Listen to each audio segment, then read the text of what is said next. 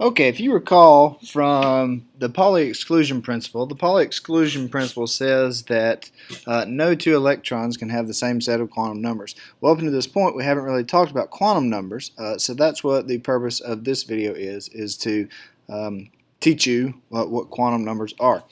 So quantum numbers are basically, you can think of them as addresses, if you will, for each one of the electrons in an atom of each one of the elements. So let's just start out with the different quantum numbers. There are 4 of them.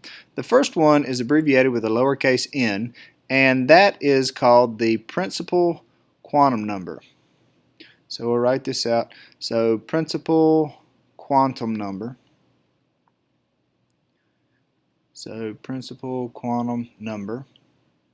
And the principal quantum number ranges in values from 1 to 7. And each one of these corresponds to the main energy level of each of the atoms. So we'll just write this. And remember, I use the term shell or rings kind of interchangeably. So the principal quantum number are the shell or ring numbers, if you will. And this will kind of hopefully make more sense as we start to do some practice problems. So the next quantum number is called the azimuthal quantum number, and it is abbreviated by lowercase cursive l. So this is the azimuthal quantum number. So I'll put a Q number. So azimuthal quantum number. And the range of values for this range from n, the n comes from here, so 1 to 7, n minus 1. And basically this is telling you which subshell or orbit that you are in. So which subshell or orbit that you're in. So to put this more simply, if I have a S subshell, the azimuthal quantum number for an S subshell is 0. Because if you recall, the level 1 has a S subshell in level 1. Well, this 1 minus 1 will give me the 0.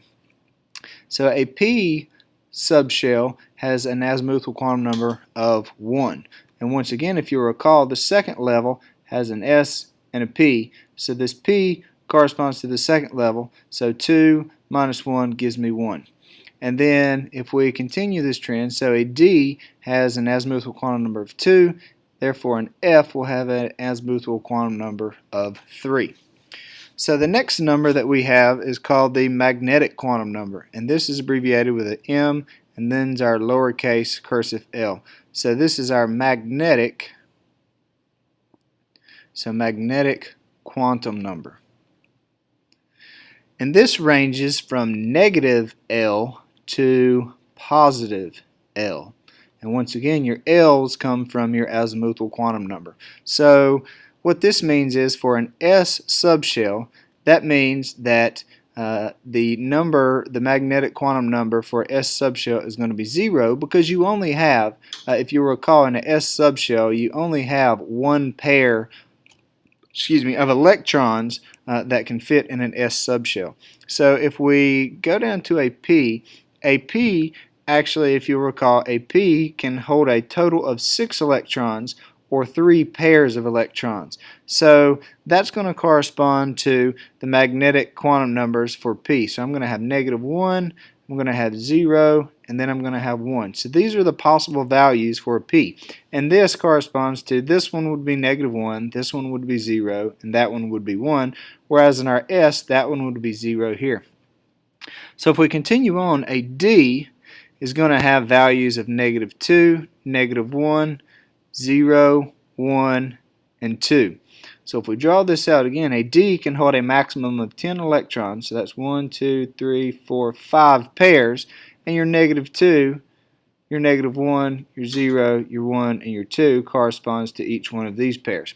So the last one that we have is our F. So the F ranges from -3 to -2 to -1 to 0 to 1, 2, and then 3. And if you'll notice, like I said, this just corresponds to how many pairs of electrons that we have. And an F, we said, can hold 14 electrons. So that's 1, 2, 3, 4, 5, 6, 7 pairs. And then I can put -3, -2, -1, 0, 1, 2, and 3 there. So these are three of the quantum numbers. There's one more, so I'll put this up here. And the last one is called the spin quantum number, and that's abbreviated with an M and an S, and that is your spin quantum number. So I'll put a Q with a pound sign. So spin quantum number. And you only have one or two choices for this. You either have a positive 1/2 or you have a negative 1/2. And this comes from whether you have a positive or negative spin. So if I've got an orbital and I've got an electron going up and an electron going down, so let's choose a different color here. The electron that's going up, this is going to be referred to as the positive one. The electron going down, this is going to be the negative one. Okay, so in a nutshell, this is essentially what quantum numbers are. There are four of them. Here's the first one, here's the second one, here's the third one, and the last one, the fourth one, is this one, the spin quantum number. So let's take another example. So let's choose another layer here. So let's do this. Let's say I've got chlorine. So what I'm going to do is I'm going to write out the orbital filling diagram for chlorine. So I'm going to pause the video and we'll come back once I have that written out.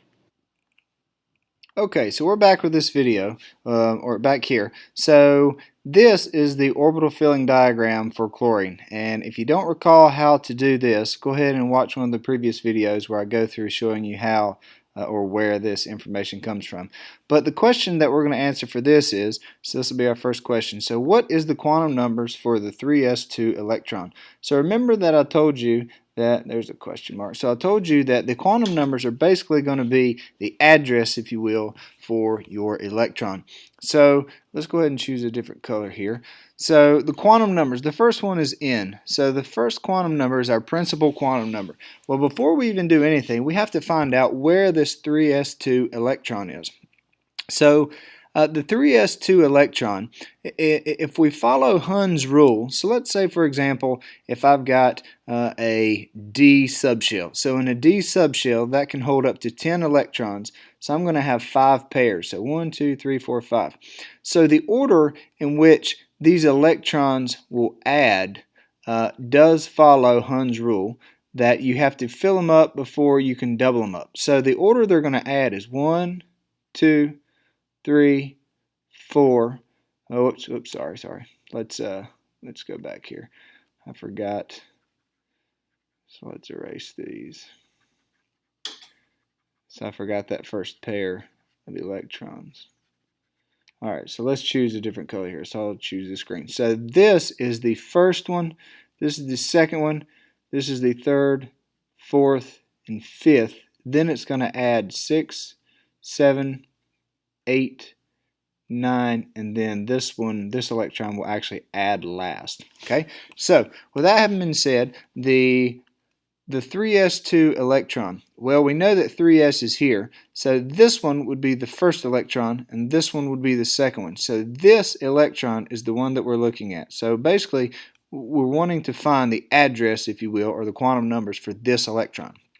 Well, we know this electron is in the third energy level. So the principal energy, or the first quantum number for this guy, is going to be 3. So the principal quantum number is 3.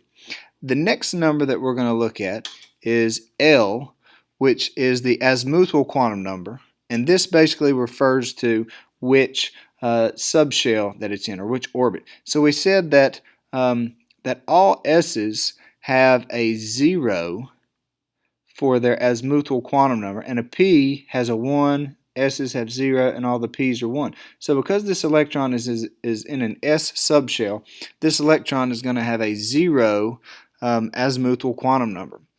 The next number that we have is the magnetic quantum number, and this refers to which one of these pairs that they're actually in, the electrons are in. So let's choose a different color here. So S's just have 0 because they just have 1 pairs. S's are zeros again. P's, this is a -1, this is a 0, this is a 1, this is a 0, -1, 0, 1.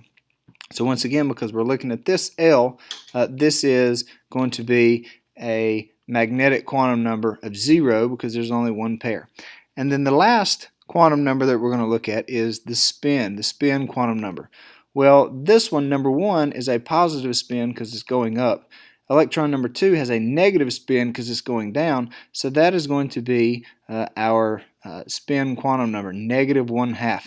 So these these four quantum numbers describe this electron and this electron only. Every single one of these electrons in this example has a different set of quantum numbers. So let's do one more example. So let's look at, so I'll put number 2 here. So we want to find the quantum numbers. So the question is, what are the quantum numbers for, let's pick, let's say the 2p4 electron in chlorine. So I want to know what are the four quantum numbers for the 2p4 electron in chlorine. Well, the first thing that we need to do is we need to identify our 2p4 electron. So 2 means I'm going to be in here somewhere because that's where all the 2's are. The p4 is going to keep me in this particular area because these are all the p's.